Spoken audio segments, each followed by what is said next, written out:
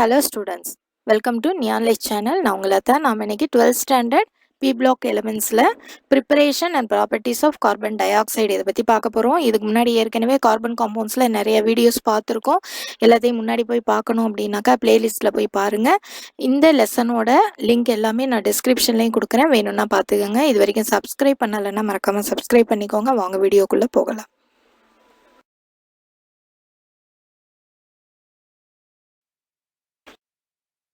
Preparation. இப்போ carbon tie ஆக்சைடை எப்படி ப்ரிப்பேர் பண்ணலான்னு பார்க்கலாம்.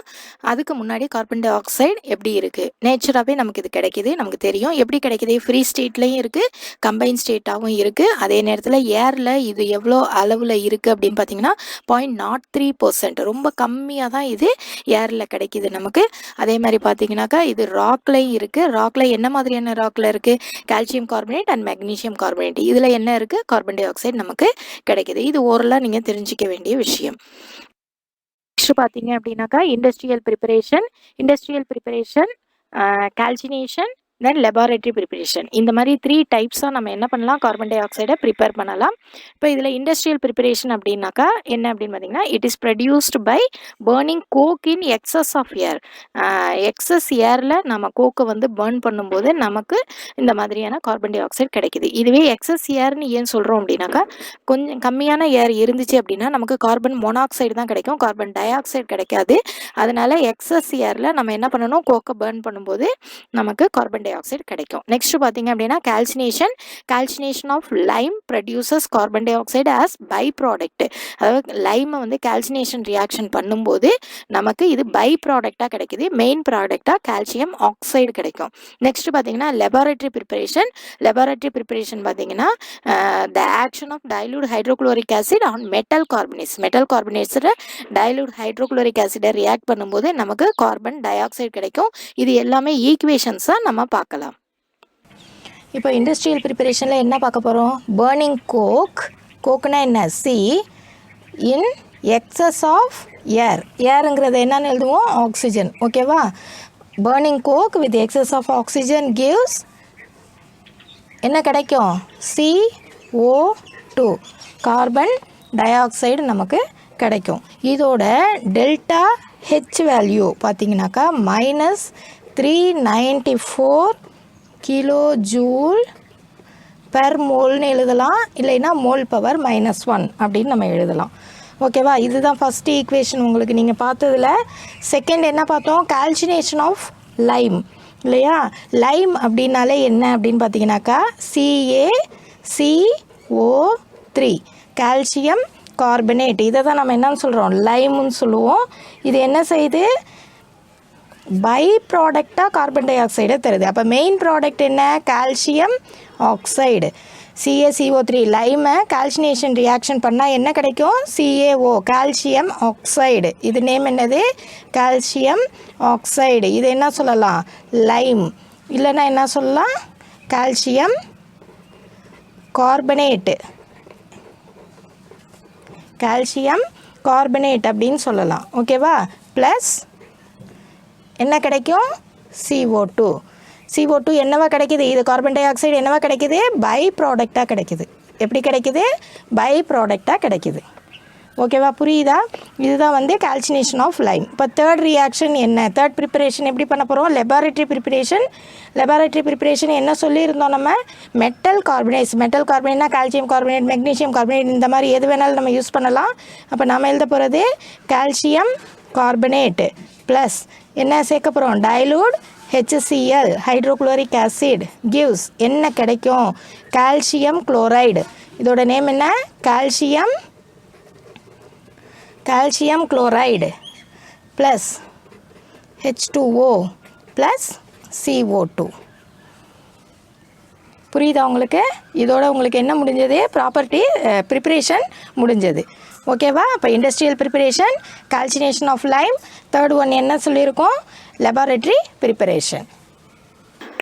இப்போ நெக்ஸ்ட்டு நாம் ஃபிசிக்கல் ப்ராப்பர்ட்டிஸ் பற்றி பார்க்க போகிறோம். ஃபிசிக்கல் ப்ராப்பர்ட்டிஸ், எந்த ஒரு காம்பவுண்டுக்கும் ஃபிசிக்கல் ப்ராப்பர்ட்டிஸ், கெமிக்கல் ப்ராப்பர்ட்டிஸ் ரெண்டு இருக்குது. ஃபிசிக்கல் ப்ராப்பர்ட்டிஸ் அப்படின்னு பார்க்கும்போது இது ஒரு colourless gas, non flammable gas, அதனால தான் இது தீ அணைக்கிறதுக்கெல்லாம் இதை யூஸ் பண்ணுறாங்க. அதே மாதிரி ஹெவியர் தென் ஏர், ஏரை விட இது ரொம்ப ஹெவியான ஒரு காம்பவுண்ட். நெக்ஸ்ட் பார்த்தீங்க அப்படின்னாக்கா கிரிட்டிக்கல் டெம்பரேச்சர் பார்த்தீங்கன்னா 31 டிகிரி செல்சியஸாக இருக்கிறதுனால சீக்கிரமாக இது என்ன பண்ணிவிடும், லிக்விஃபைடு ஆகிடும். ஓகேவா, இது ஃபிசிக்கல் ப்ராப்பர்ட்டிஸ். இது ஜஸ்ட் தெரிஞ்சுக்கிறதுக்கு தான். கெமிஸ்ட்ரியை பொறுத்தளவுக்கு கெமிக்கல் ப்ராப்பர்ட்டிஸ் தான் ரொம்ப இம்பார்ட்டண்ட். இப்போ கெமிக்கல் ப்ராப்பர்ட்டிஸை நம்ம 4 டைப்ஸாக நம்ம சொல்லலாம். ஒன்று வந்து decomposition reaction, next oxidising behaviour, next water case equilibrium, அதுக்கப்புறம் பார்த்தீங்கன்னாக்கா அசிடிக் பிஹேவியர். இது 4 பற்றியும் பார்க்க போகிறோம். இப்போ டீகாம்போசிஷன் ரியாக்ஷன் அப்படின்னாக்கா இந்த கார்பன் டை ஆக்சைடு டீகாம்போஸ் சாதாரணமாக ஆகாது, ஏன்னா இது ஒரு ஸ்டேபிள் காம்பவுண்ட். ஸோ 76% வந்து டீகாம்போஸ் ஆகிறதுக்கு நம்ம 3100 கெல்வின் வந்து டெம்பரேச்சர் நம்ம வந்து கொடுக்கணும். அப்போ தான் இது டீகாம்போஸ் ஆகும். இதே ஃபுல்லாக டீகாம்போஸ் ஆகும்னா இதையும் தாண்டி நம்ம ஹை டெம்பரேச்சர்ஸில் தான் டீகாம்போஸ் பண்ண முடியும். ஓகேவா, அதே மாதிரி ஆக்சிடைசிங் பிஹேவியரில் நம்ம கார்பன் டை ஆக்சைடு ஒரு ஆக்சிடைசிங் ஏஜென்ட் அப்படிங்கிறத சொல்ல போகிறோம். அதே மாதிரி வாட்டர் கேஸ் ஈக்விலிபிரியத்தில் பார்த்தீங்கன்னா இது இண்டஸ்ட்ரியல் பர்பஸ் நிறைய இருக்குது இதுக்கு, அப்படிங்கிறதுனால இந்த ரியாக்ஷன் பார்க்குறோம். அதே மாதிரி அக்வஸ் சொல்யூஷனில் கார்பன் டை ஆக்சைடு வந்து ஒரு அசிடிக் பிஹேவியரோட இருக்குது அப்படிங்கிறதையும் பார்க்க போகிறோம். இப்போ கெமிக்கல் ப்ராப்பர்ட்டிஸில் நம்மளோட ஃபஸ்ட்டு ரியாக்ஷன் என்ன பார்க்க போகிறோம், டீகாம்போசிஷன் ரியாக்ஷன். ஃபஸ்ட்டு ஒன்று என்னது, டீகாம்போசிஷன் பார்க்க போகிறோம். டீகாம்போசிஷன் ரியாக்ஷன் பார்க்க போகிறோம். சாதாரணமாக கார்பன் டை ஆக்சைடு அப்படிங்கிறது ஒரு ஸ்டேபிள் காம்பவுண்டு. கார்பன் டை ஆக்சைடுங்கிறது என்னது, ஒரு ஸ்டேபிள் காம்பவுண்ட். ஸோ இது என்ன செய்யாது, நார்மல் டெம்பரேச்சர்ஸில் இது டீகாம்போஸ் ஆகாது. அப்போது இதுக்கு டீகாம்போஸ் ஆகிறதுக்கு என்ன டெம்பரேச்சர் தேவைப்படுது அப்படின்னு பார்த்தீங்கன்னாக்கா 3100 கெல்வின் டெம்பரேச்சர் இருந்தாக்கா எவ்வளவு தான் இது டீகாம்போஸ் ஆகும்னா 76% மட்டும்தான் டீகாம்போஸ் ஆகும். அப்போ என்ன கிடைக்கும், 76% ஆனாக்கா என்ன கிடைக்கும், CO2 gives, இது வந்து ஒரு ரிவர்சிபிள் ரியாக்ஷன் 3100 கெல்வின். ஓகேவா, என்ன கிடைக்கும்னு பார்த்தீங்கன்னாக்கா கார்பன் மோனாக்சைடு, ஏன்னா 76% தான் ஆகுது. கார்பன் மோனாக்சைடு CO போயிடுச்சுன்னா ஆக்சிஜனில் ஒரு O இங்கே வந்துடுச்சுன்னா இங்கே என்ன வரும், ½ O2.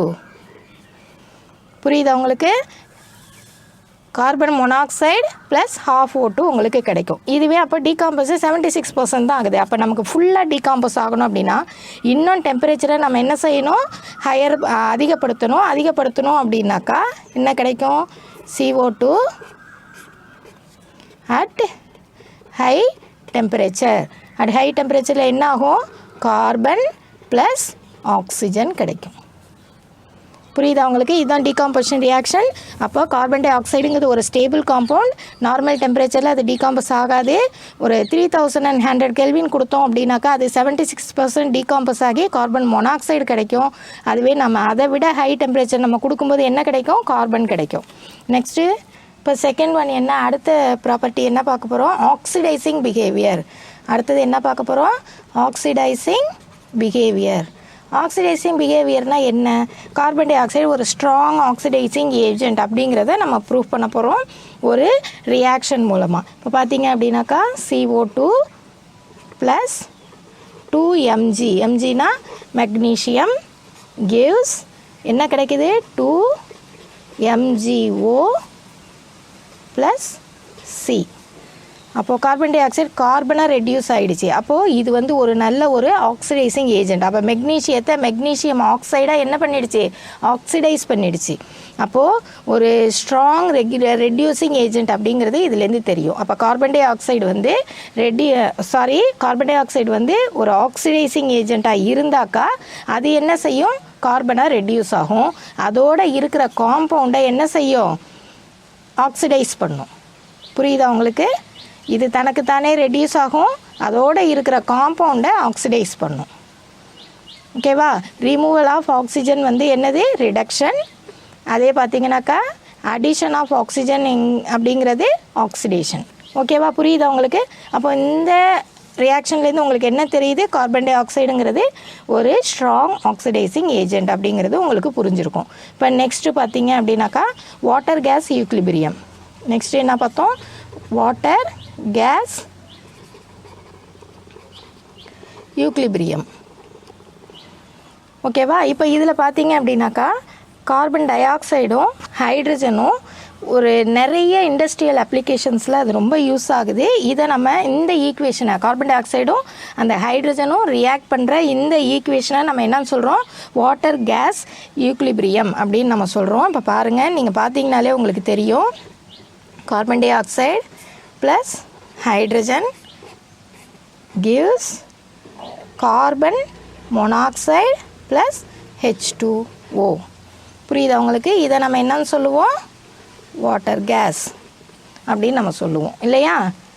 புரியுதா உங்களுக்கு? அதனால் இதை என்னன்னு சொல்கிறோம்? வாட்டர் கேஸ் ஈக்குலிபிரியம் சொல்கிறோம். இது இண்டஸ்ட்ரியலில் ரொம்ப யூஸ் ஆகக்கூடிய ஒரு ரியாக்ஷன். அதனால தான் இதை நம்ம ரொம்ப முக்கியமான ரியாக்ஷன். இது இருக்கிறதுலையே இது ரொம்ப ஒரு இம்பார்ட்டண்ட்டான ரியாக்ஷன்.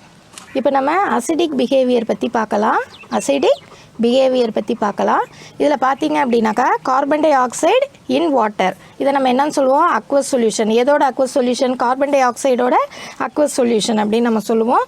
இது ஸ்லைட்டாக அசிடிக் நேச்சராக இருக்குது. எப்படி இருக்குது? இது ரெண்டும் ரியாக்ட் பண்ணும்போது நமக்கு என்ன கிடைக்குது? H2CO3. என்ன ஆசிட் இது? Carbonic acid. இது என்ன ஆசிட்? Carbonic acid. இது நமக்கு கிடைக்குது. இது சொல்யூஷனில் இது எப்படி இருக்கும்? H ப்ளஸ் ஆகும், HCO3 மைனஸ் ஆகும். அயான்ஸாக இருக்கும், வேறு ஒன்றும் இல்லை.